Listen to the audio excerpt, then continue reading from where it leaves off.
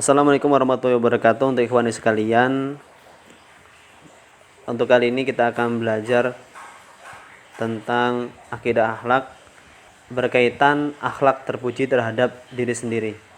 Akhlak terpuji kepada diri sendiri meliputi 5 aspek penting, yaitu tawakal, ikhtiar, sabar, syukur, dan qanaah.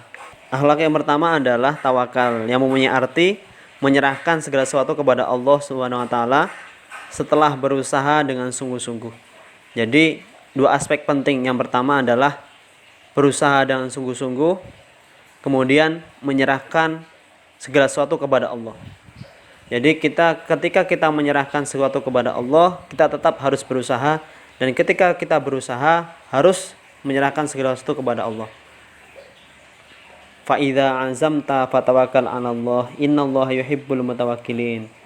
Kemudian apabila kamu telah membulatkan tekad, maka bertakwalah kepada Allah, sesungguhnya Allah menyukai orang-orang yang bertawakal kepadanya. Suatu ketika kita melakukan kegagalan setelah kita berusaha, apa yang harus kita lakukan? Tawakal kepada Allah bukan berarti kita menyerah, tetapi kita harus lebih berusaha lagi untuk memperbaikinya sebagai motivasi untuk lebih baik ke depannya. Karena sesungguhnya tawakal itu mempunyai hubungan dengan usaha. Tawakal tidak sah tanpa disertai dengan usaha dan mengikuti sunnah. Tanpa usaha berarti bisa dikatakan sebagai pemalas. Ketika kita bertawakal, maka kita akan beruntung. Berikut adalah keuntungan ketika kita mempunyai sifat tawakal. Keberuntungan tersebut adalah kita akan giat dan semangat dalam bekerja ketika kita bertawakal kepada Allah.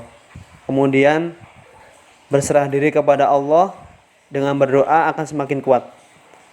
Dan juga kesyukuran kita dengan kebahagiaan dan bersabar atas segala kegagalan.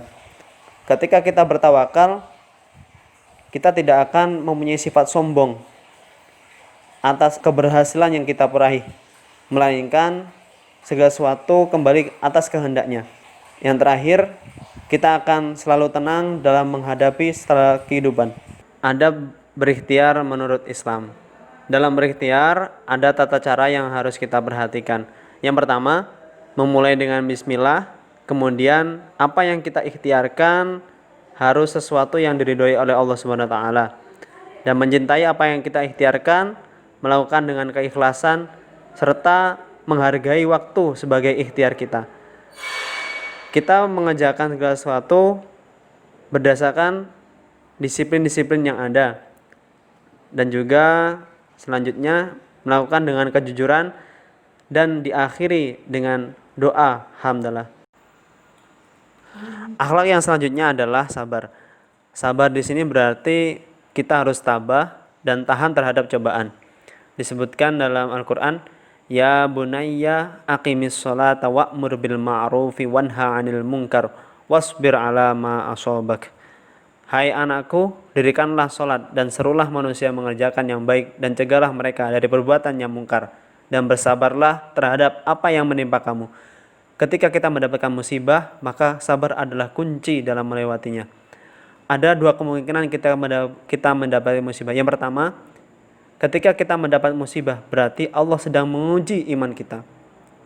Seberapa besar iman kita kepada Allah.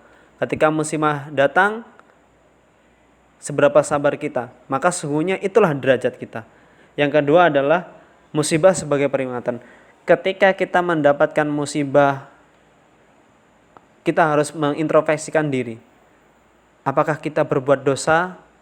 Apakah kita mempunyai banyak kelalaian yang kita lakukan terhadap Allah Subhanahu wa taala? Sesungguhnya musibah datang bukan tanpa sebab, musibah datang karena perbuatan kita sendiri. Dalam bersabar ada 3 hal yang harus kita hadapi dengan sabar, yaitu sabar dengan berbuat.